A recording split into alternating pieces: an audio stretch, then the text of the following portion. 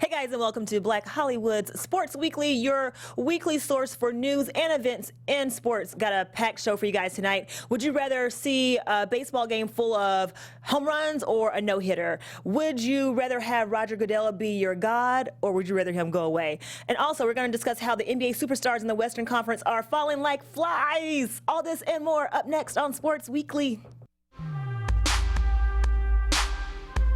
You are tuned into Black Hollywood Live, Sports Weekly. You know, we had to play some Beyonce, guys. Bitch, I'm back. Bitch, I'm Fortunately, back. it's not Lemonade, but we're back. Well, this is all Lemonade. Yeah. Well, it is, but it wasn't like part of the new. Mama Alabama. Down in Louisiana, you miss that got that Texas Bama. We're crank, as you can see. Actually, Charlie, you are Creole. Yeah. So this is your jam. Right down the road. See, there you go. There you go. Guys, thank you for tuning in to Sports Weekly. We are crunk as always. Eric Renee Davis, you can find me on Snapchat. I'm jamming. I like my baby hair with baby hair and afros. You can find me on Snapchat, Periscope, Twitter, and Instagram at Eric Renee D. Yes. Hey guys, I'm Rheina, and you can find some hot sauce in my bag. Swag. Just kidding. You can find me on Instagram and Twitter at Rheina_Ale. Hey guys, welcome. You can find me on Instagram, Facebook, and Twitter at Charles L. Myers. And also, shout out to Josh and Dre. We missed you guys tonight. Not really. Ha ha ha. Sorry, you're missing the lemonade. You're missing the lemonade. That's right. You can follow all things Black We're Hollywood probably Live. happy about that. Wait, oh, because they're missing the lemonade? Yes. Of course. Whatever, they're lame. BlackHollywoodLive.com. Follow all things Black Hollywood Live at BlackHollywoodLive.com. And also follow Black Hollywood Live on Twitter at BHL Online. Follow us on Instagram at The Sports Weekly. And let's get right into it since we have so much to talk about. Get into Yep. it. Charlie, you're going to kick us off today with some baseball talk. You know, it's the most wonderful time of the year. It's a baseball season for Finally, me. yes. I know. I won all 162 games of it. Now, there was some really exciting news the past couple of days.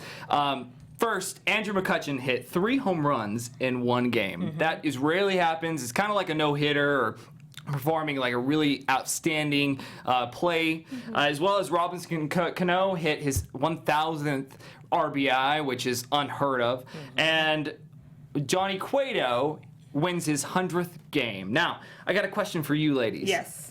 Would you rather see a no-hitter or a complete game, a multi-home run game, or a great defensive play? Now, I know you don't really go into baseball that much, but I mean, so Charlie just tried to throw us under the bus. Thank you, Charlie. always, you know. Gonna start the show off like that. Okay, so no, baseball is not my favorite sport. I cannot tell a lie. But, you know, I appreciate the chess game that baseball is. And with that being said, when I talk about how slow baseball is to baseball fanatics like yourself, I always hear them say, well, you don't understand. It's a game of strategy. It's not all about, you know, home runs. And I get that, you know, but from a lazy person standpoint, I would much rather see a game full of home runs, just because it looks like more offense. Like the sports that I like baseball. I mean, I like basketball, I like hockey, I like football, and it's like score, run, up and down the court, up and down the ice. If there are no home runs, it's like why am I even here? You know? All right. And it sounds simple, but that's how I feel. Okay, I'm more of a basketball guru, but the reason why I don't like baseball, like I haven't been a fan, is because when I was growing up, I played softball and I was trying to catch a pop fly and I missed it and hit me in my head. So I was, I was like, I'm over this game. It's not for me ever, but no, I'm just kidding. But basically, just watching baseball, I think that it's more exciting for me when I see home runs. Mm-hmm. I want to know like how far they can hit it. I want to see that like them celebrate. Like I just want to. I like that part. But I do agree that having like a no-hitter and then going inning to inning, like towards the end, that's cool. Like that's when it gets exciting. Yeah. But like when it's the first through 6th, 5th, like those innings, I'm just like, okay. And God forbid it goes into extra innings with like a no-hitter. Then it's like, can we just go to sleep? Especially as West Coasters. Like sometimes West Coast games that go into like the 13th inning, it's like 1 o'clock here. Yep. Well, I got some good news for you. So you should stay tuned to baseball this year, because this year, and we've only had less than a month playing, there have been up to 4 players that have hit 9 home runs in this month alone. That is that is incredible. Wow. That hasn't happened before. As well as this is not the year for the pitcher. I really believe that this is the year for the hitter. There's Robinson's Canoes, there's Bryce Harper's, and then there's the new player, Trevor Story. Trevor Story hit 6 home runs in 6 games, which is unheard of. That hasn't happened since the early 1900s. Wow. There actually was a no-hitter. Jake Arrieta has gone 4-0, and he only has a 1.0 ERA. He has had 52 scoreless innings, which is incredible. Going from a team where he was actually sporting a 5.0 ERA, which is a great turnaround. So I would have to say, I mean, again, I know you don't know that much about baseball, but do you think that this is the year of the hitter, or do you think that the pitchers are going to turn it around at the end of the year? I mean, just judging off of the 1 month opening day was 3 weeks ago for most teams, so we're 3.5 weeks into a 1,000-week long season. Just based off of this very small sample size, it looks like it's going to be the year of the hitter. Which again, for people like me who are not as enthusiastic about baseball, who want to see more excitement, Right. Even Bryce Harper, who is one of the most popular baseball players, one of the most visible ones right now, wears a hat that says "Make baseball better." Or fun again," whatever it says. Just like Donald Trump's slogan. Donald Trump. So even baseball players know that baseball is not fun. Now, let me take that back. Even baseball players know that baseball could be more fun. They need they're trying to change the sport around. But yes, to answer your question, I do think based off of the very small sample size that we have so far, being 3 weeks into the season, I think this will be the year of the hitter. And I might even watch more games. I might even watch 20 games. And I kind of want to go to a game. I went to a Dodger game last season. My friend that I used to play at USF with, her brother's Jimmy Rollins. So we got exciting. so we got to go see him play, and it was. I think that was my first Dodger game ever, and that was exciting to actually be there and just watch them play. That was cool. But yeah, I do think it's going to be the year of the hitter. But when you said that they're trying to change the game, like how do you think that can happen? So they're trying to shorten the game. So with that, they have timers between the pitcher throwing to the catcher, and then they have I think 60 seconds if a coach goes out there and talks to them. So they're slowing it down. May it be 4 minutes or 3 minutes, it is making the game shorter. Okay. With people out there, they're seeing these home runs, and they see these people blasting these 450 home run feet, which has not been done since the early 60s. Yeah. And so this is something that I think it's changing the game, making it more exciting. And I agree with you. When you go to the game, same thing with football, same with basketball, but there's a certain environment. You sit down, you watch the game, you get a ball, and you get a hot dog and some Cracker Jacks. And a beer. And a beer. And I feel like it's a really exciting game. So, yeah, I'm excited. I'm excited to see what's going to happen. Now, I have a question for you, Charlie. What was it? Was it Arrieta? Is it Arrieta? Arrieta, yeah. Who was he the one who was questioned earlier this week about steroid use? Right. That's what I was going to say. Yeah. So he played Baltimore and he sported that 5.0 ERA, and that's the reason why people are questioning. He was below 0.86 up until today, and then they only scored on him twice today. Wow. And so they said that, and he says, well, no, I've had this regimen, and I've made it sure that I'm working hard, and that's the reason for my success, not because of steroids. What do you think, personally? I don't think it is. I think some of the hitters are, but I don't think Arrieta is sporting any PED. Year of the hitter. Well, honestly, I'd say this about every sport. I know it's such a jaded perspective to have, but I feel like to be able to hit home run after home run after home run, and to be able to do the things that certain basketball players do, and to be able to, stay as healthy as certain running backs are able to stay for so long, I feel like to sustain those kinds of professional careers, you have to have some help, because our bodies are not made for that wear and tear. The guys are getting bigger, and they are.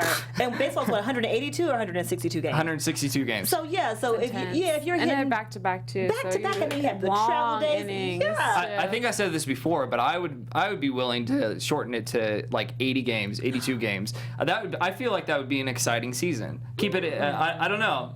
That's just my opinion, but. I like that actually, though. And what happens too over the summer is baseball is the only sport really Exactly. to watch, but people still aren't really watching it. So I like your idea about shortening it to 82 games. And just because of all the impact that it's on their players, like just playing Change is all good. those games. Yeah. Change is good. Yeah, I was going to also say Tommy John surgery. I've heard of kids who play traveling baseball whose parents are trying to get them to get Tommy John surgery before they even have an injury to That's to crazy. prevent. Wow. Yeah, so it's a very psycho world, but whatever. I mean, and not psycho in a bad way, No, but just but but I the get sport, what you're like saying. pursuing professional sports in general can be psycho. Nothing against baseball.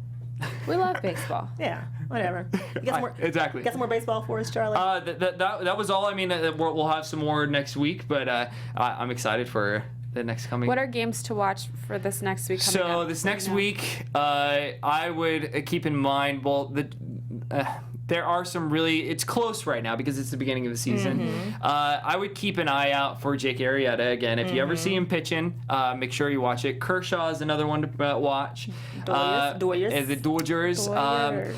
I hate. If you're an Angel fan, I'm really sorry. The Angels are having some down years this year, but. It's early. It's early. Yeah, I'm going to say watch the Cubs. The Cubs, this is their year. They're going to win this year. That was supposed to be last year too. What happened to that? Well, they have the best start since 1912, so Okay. we'll see. We'll certainly see. All right.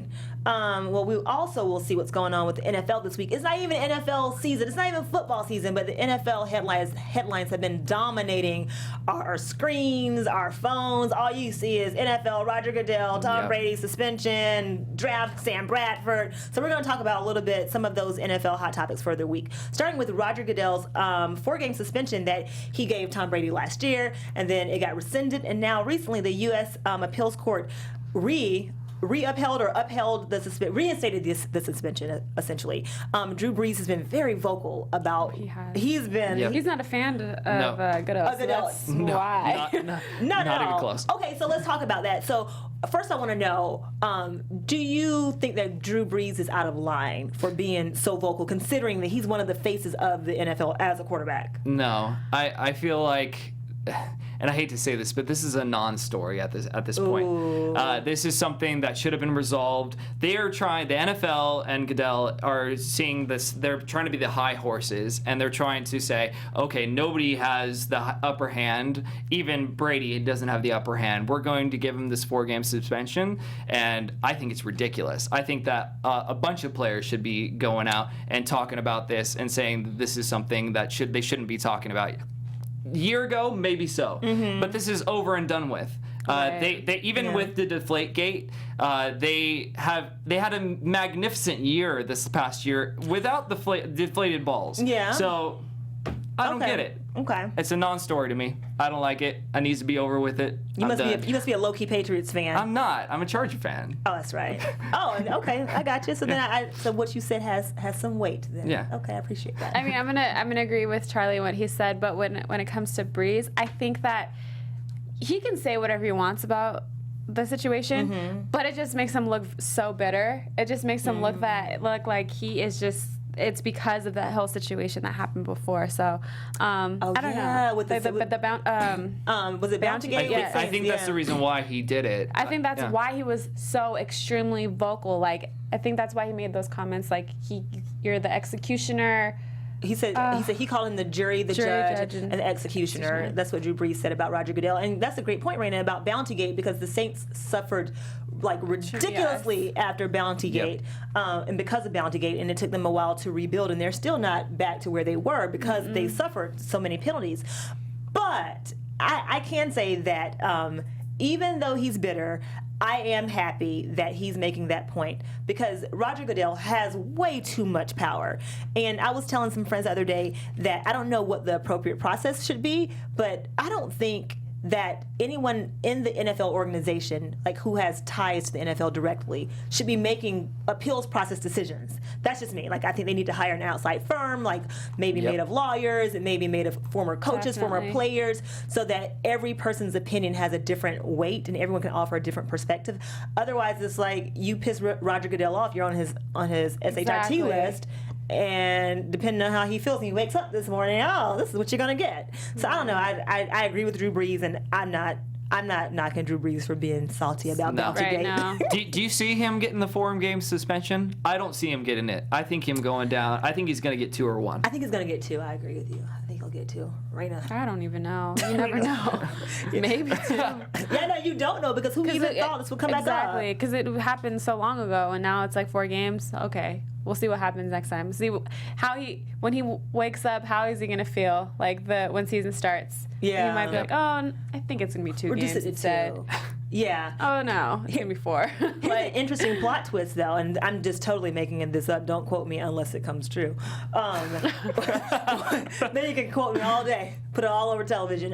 What if Tom Brady decides over the summer this is his last season? What if he says, you know what, guys, I've done all I can do. I'm retiring at the end of this season. I think if he made a blockbuster announcement like that, which he could, he's 39 years old, he's reached the mountaintop multiple times and has achieved every level of success in the league. Let's say he decides that, then I think that at that point his suspension would definitely either be reduced or would go away completely. Oh, absolutely. I think the same. I'm gonna agree. Plot twist. News broke right here at BHL. Who knew? Remember us. Remember, Erica said that. That's right. NFL draft is live as we speak. Let's talk about a little bit about what's happened so far. We got number 1, our Los Angeles Rams picked Jared Goff, quarterback from Cal.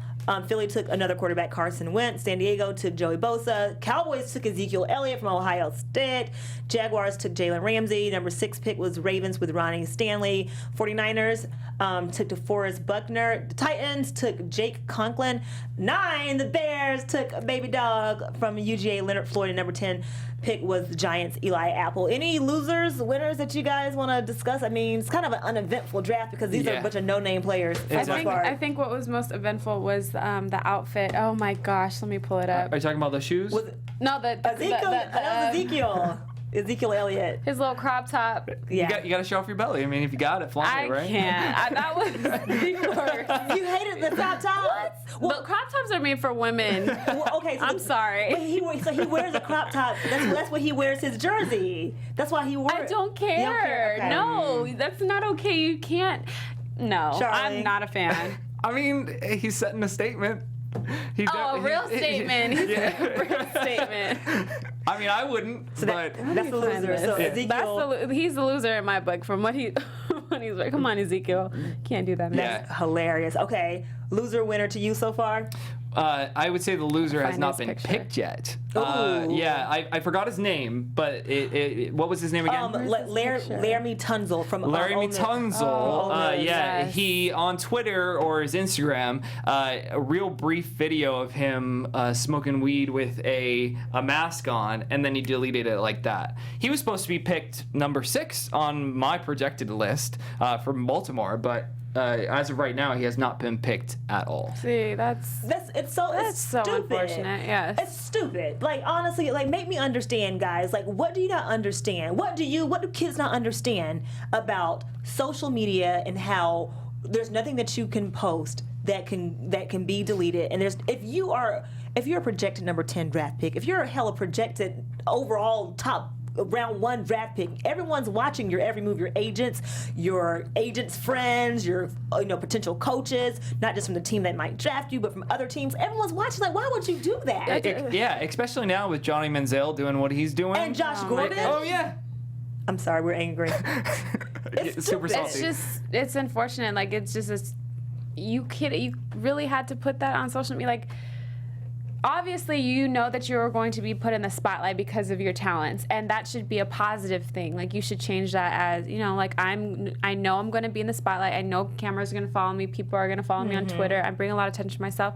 So I can't act a certain way publicly or even present myself like that on social media. You can't be smoking a banned substance ever, or have a pic, Right. have photo evidence of it. Come on. Yeah, I don't know if his Instagram or Facebook or Twitter got hacked, but or phone. Yeah, D'Angelo but- Russell. Something like that. Some of his teammates are jealous and posted that video. I don't know. You never know. That's a good idea, Charlie. So if you guys are out there watching on the Tunzel team, let him know that maybe he can even say, "Oh, I got hacked. It really wasn't me." That's a really good decoy. I like that. Yeah. Alibi, rather. One more NFL story. Sam Bradford. That's not the NFL story. Sam Bradford. He wants out of Philly. Sam Bradford is like, look. That boy. Seriously. Right. He wants out of Philly. He says, and then he said earlier this week he didn't want to play for Chip Kelly, who's now the coach of the 49ers, who was the coach of the Eagles. Is Sam Bradford out of line for trying to get out of Philly? You go ahead. What's the lemonade? What's the lemonade on that? I just want to know, how much is his contract? Do you know? He has a 2-year contract. It's a lot. It's a lot. Let me look it up, or Charlie, maybe you can look it up quicker than I could. I know he's under a 2-year contract with Philly. I'm not exactly sure the exact dollar amount, but his issue wasn't the money as much as it was the fact that Philly traded up to get number 2 to get another quarterback. Because essentially what he's thinking is, oh, I only have a 2-year contract for X amount of dollars, right, and it's only 2 years, and the team that I'm the starting quarterback for is trading way up to get another quarterback. So 2 years, going up to number 2 pick to get another quarterback, that means that I'm expendable. So, because he's made $78 million over the course of his career. So it's an ego thing with him now.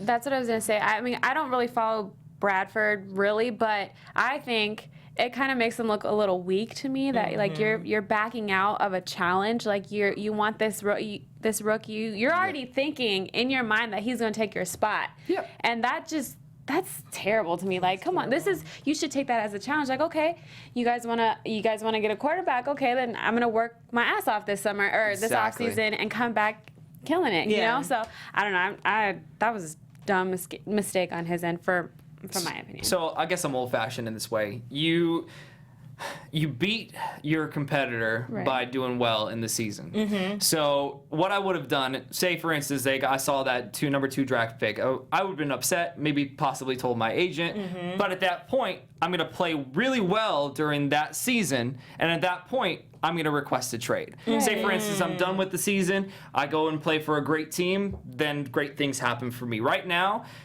I don't see anything happen for him. And Sam Bradford, mind you, has a losing record as a starting quarterback in the NFL. He really hasn't been even prolific or stand out since his days at Oklahoma. And then he was injury prone then too. Yeah, I agree with both of you. Like Rheina, like you said, if you want to prove yourself, you prove yourself by working your ass off over the summer, or you prove yourself by working your ass off during the season. And then you're like, oh, look how good I am. Now I want to trade. But it's like, you already have this negative idea of what they're going to do with you because you suck. Yeah. And did you hear what the Eagles are asking for? No, what? They're asking for a number 1 or number 2 pick.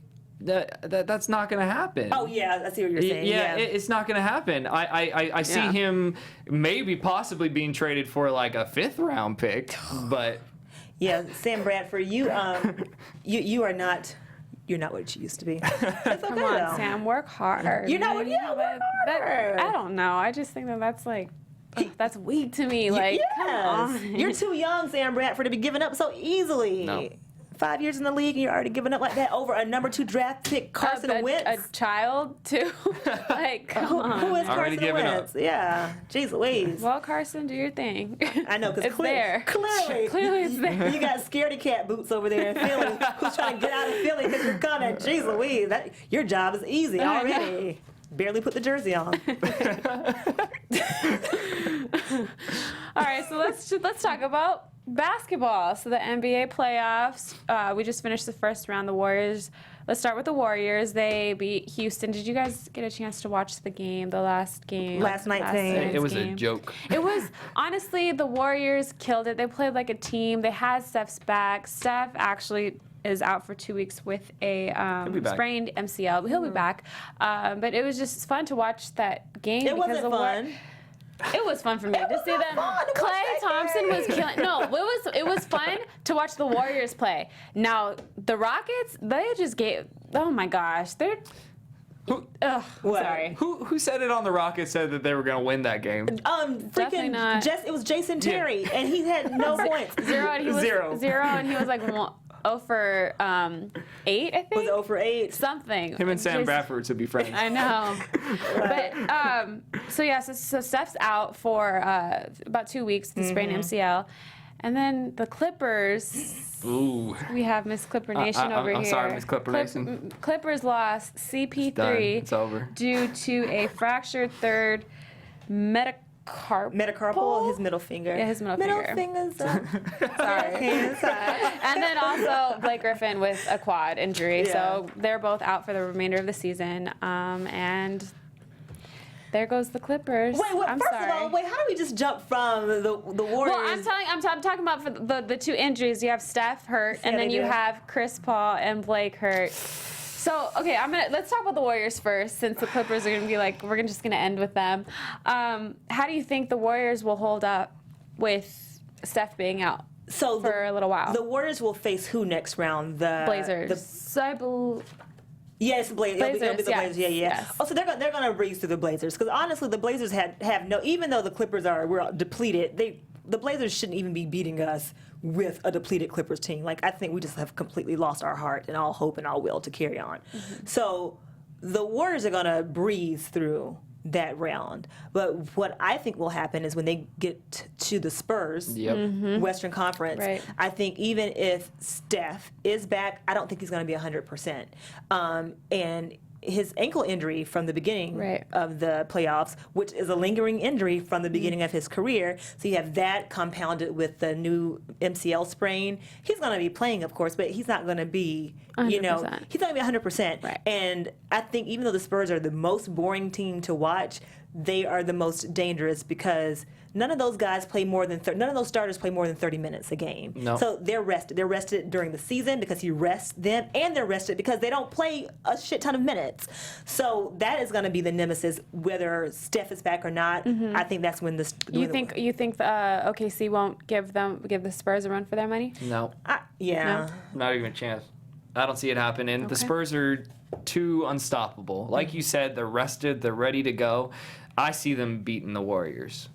I really do. I said it before. I think it's going to be the Cavaliers, and I think it's going to be the Spurs. I like that. Ooh. Well, I think the Warriors, they will definitely breeze through the Blazers. I mean, I'm not really worried about that series, but yes, they are going to have some difficulties with the Spurs because Pop is such a smart coach, and he's all about like the fundamentals. He's not into like that flashy type of game. I mean, you can see it in the players that he has on his team too. Yeah, that series is going to be difficult. Steph isn't going to be 100%, yes, but I think the heart of the Warriors will get them past that series. But it's definitely going to be Spurs and Warriors. Looking forward to that series. Steph, I hope you feel better. I hope you get better soon because I want you guys to win. But the Clippers, Oh, the talk poor about Clippers. Oh, the Clippers. So is it over for the Clippers? Well, it is over for the Clippers. God, But yeah. for actually, this is the better question. Who's the bigger loss for the Clippers, Miss Clipper Nation? CP3 or Blake Griffin? Like if you had to pick one or the other, like which one affects the team more? Playoff time. I would say the bigger loss is CP. Okay. Yep, Because I agree with you. our offense with Chris Paul on the court ranked second in the NBA. And remember, Blake was out from December 25th until like 3 weeks ago. Right. And we still, I think, had a 53 game win season without Blake. So we know that we can be successful is relative, without Blake on the floor. And Chris Paul, even though he has not had the most luck in playoffs, is one of the most, has some of the best numbers from a point guard in NBA's history. Absolutely. So, Blake, I love you, but that quad injury that's lingering, I would have much rather lost you 2 times over than to have lost CP. Yep. I don't see them because they have one more game against the Raptors, right? The Blazers. Blazers. Yeah, Blazers. Game 6 is in Portland, I think, tomorrow or Saturday. I don't And care. his replacements are Jamal Crawford and Austin Rivers.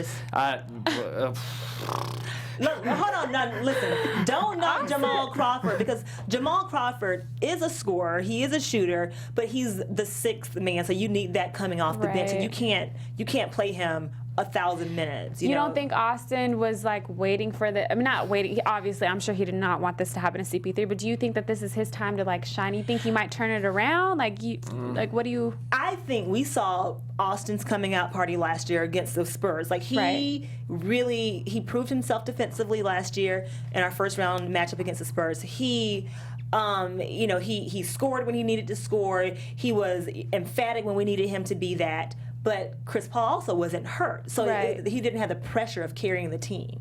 And so, do I think that Austin can step into this role these next 2 games? Hopefully, I don't even care. But do I think that Austin can step into that leadership role and really be that man? I don't. I don't think he has the finesse. I think he has not really been groomed to be an NBA player yet. I still look at him kind of as like a rusty college player, you know. He has his shining moments, but he's not a leader. He's still a kid to me. Like he still exhibits very kid-like qualities, and they show on the court, and it's stupid. It makes me so pissed. I think go ahead, for the I'm sorry. bigger loss for the Clippers, I'm gonna agree with you, Erica. CP3 is the loss. I mean, he has so much heart, and it sucked. I don't know if you guys saw the video of him when he found out that he broke his finger. He was so upset. You could just see it in his face how that broke him. Mm-hmm. I mean, you know, he's been wanting to make it out of the Western Conference Finals for a while now. Like he came to LA for that purpose, and this happens to him. But I think the Clippers losing CP3 was way harder on them than losing Blake. Yeah. Yeah, I mean, you're gonna hate me for the saying, but You might as well get ready for me to fight you. Bridesmaid, never bride.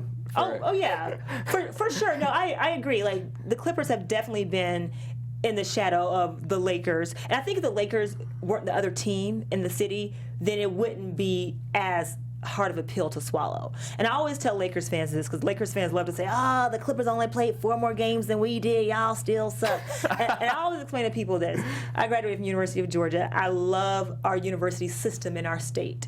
But when it comes down to it academically and athletically, like, the UGA is a superior school in the state. I don't go around saying, you went to Mercer, your team. Yes. Like, I don't give any energy to teams that don't matter to me. So I don't understand why Lakers fans spend so much energy hating on a team that's irrelevant. So that's the first thing I want to say. So Lakers fans, I know there's nothing for you to do for the next 5 Josh, where are you? I know there's nothing else for you to do. There's no NBA for you guys to watch for the foreseeable future. So I get it. But still, like, why care about a team that's so irrelevant? That's my first thing. My second thing that I want to say is the LA Kings hockey took them, I think, 46 years to win a championship. It took them 46 years. So it's possible that the Clippers will see their day. It's just that, you know, it's not their day, and it hasn't been their day for the past X amount of years. Yeah, no, I definitely think a team can turn around, like, at any point. I mean, the Warriors were terrible. Yeah. Back when I was at USF, like, ticket prices to go to a game were so cheap, like, because they were so bad. But look at them now, and I was like, damn, I've been out of college for like 4 years now. 5 years.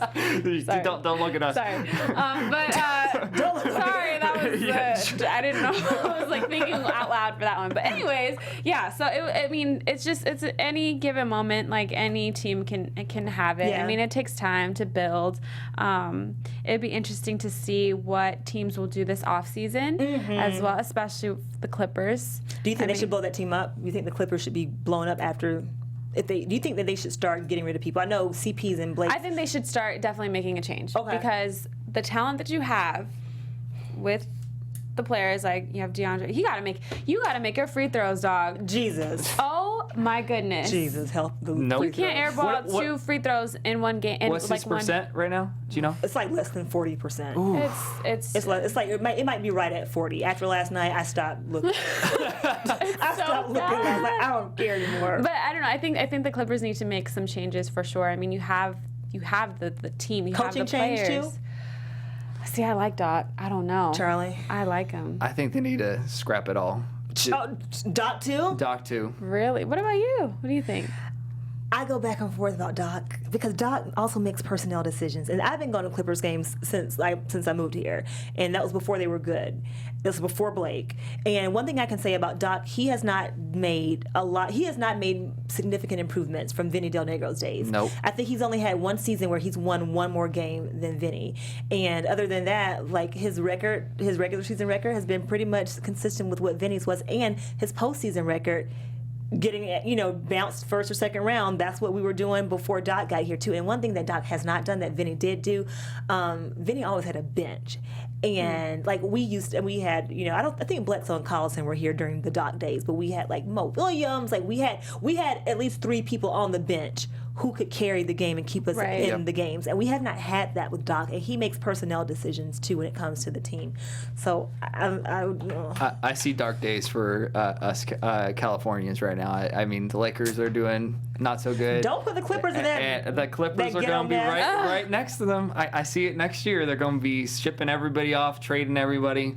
That's just my opinion. I think the Clippers need to make some player changes. Yeah. But when do you think when could you blame a team like their success rate on the players or the coaches? Like when do you know it's like, oh, you have all these players, you don't win, it's the coach's fault, or I don't know, or the team just sucks. I don't see it being Rivers' fault. I don't think it's his fault by any means. I think it's the team's chemistry. And so there's a lot of things that have happened this year in particular with Griffin. And I just think that they need to mix it up a little bit.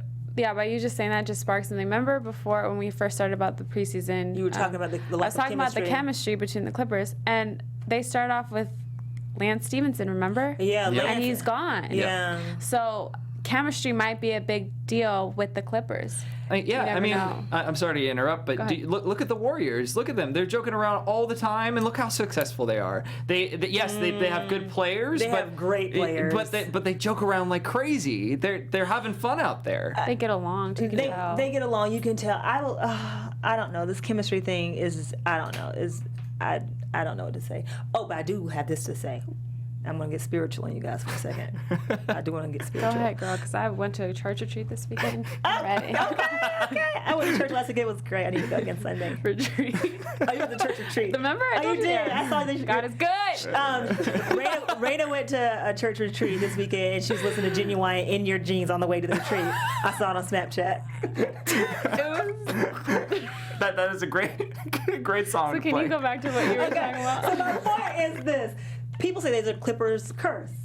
I just outed you. It's funny now. There's a Clippers curse. And I think that Clippers are cursed. Like, is it the Cubs that are cursed? The Cubs are cursed. Is it the Babe Ruth or the GOAT? What is it? The GOAT curse? It's the GOAT curse. GOAT, okay. Yeah, it's stupid, but yes. Okay, so I do believe that the Clippers are really cursed. And I believe that someone needs to walk through Staples Center in that locker room in their practice facility in El Segundo with some holy water and some blessed oil. Girl, you're not about to put that on a curse.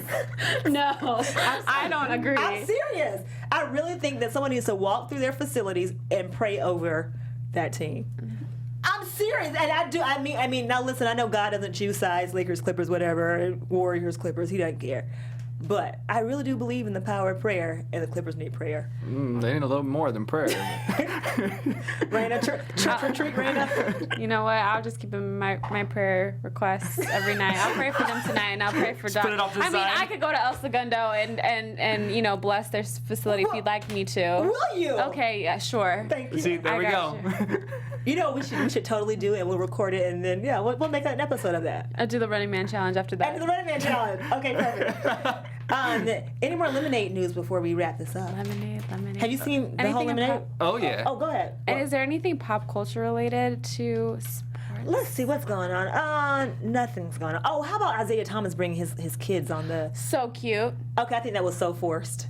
Really? Yeah, forced. I think it was him competing with Steph Curry. I do too. It was so forced. Oh, I didn't see that. And I but- just saw. I didn't see the actual press conference, but I just saw the and like the clips, I think it was on somebody's Instagram, and he was like, "Thank you." That's all I saw. I thought that was cute. It didn't seem authentic. Charlie, really? agree? Yeah, I agree. And on that note, the Hawks just won. So. Oh wow. Yeah. Also, it's over. Yeah, it's over. The Hawks just good won. job, Hawks. One of Wait. 492. And I picked them too. You did. I did. And we pick all them to picked the Celtics. upset the Celtics. Well, the Celtics were the upset because they were the 5 seed.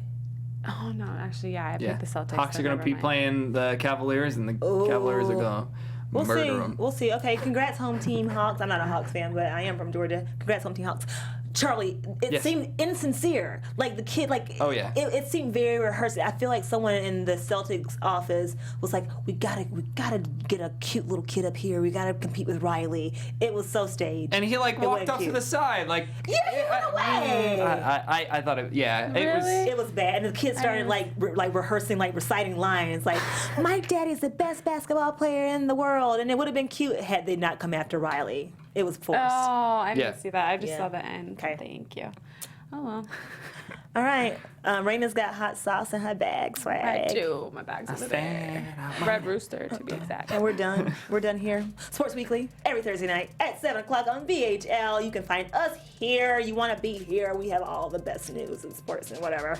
Erica Renee Davis, you can find me on Snapchat, Periscope, Twitter, and on Instagram at Erica Renee D. And I'm Rheina Ale. You can find me on Instagram, Instagram and Twitter at Rheina_Ale. And I'm Charlie Myers, and you can find me on Instagram, Periscope. Facebook, and Twitter. And you can follow all things Black Hollywood Live on BlackHollywoodLive.com. You can follow Black Hollywood Live on Twitter at BHL Online. You can follow us on Instagram at The Sports Weekly. And until next Thursday night at 7 o'clock, see ya. From executives Keven Undergaro, Dario Kristen, Tiana Hobson, and the entire BHL staff, we would like to thank you for supporting Black Hollywood Live, the first online broadcast network dedicated to African American entertainment. For questions and comments, contact us. info@blackhollywoodlive.com. Like us on Facebook, tweet us, or Instagram us at BHL Online. And I am the official voice of Black Hollywood Live, Scipio, Instagram me at KingXOBay. Thanks for tuning in. Hollywood Redefined. The views expressed here are those of the hosts only and do not necessarily reflect the views of BHL or its owners or principals.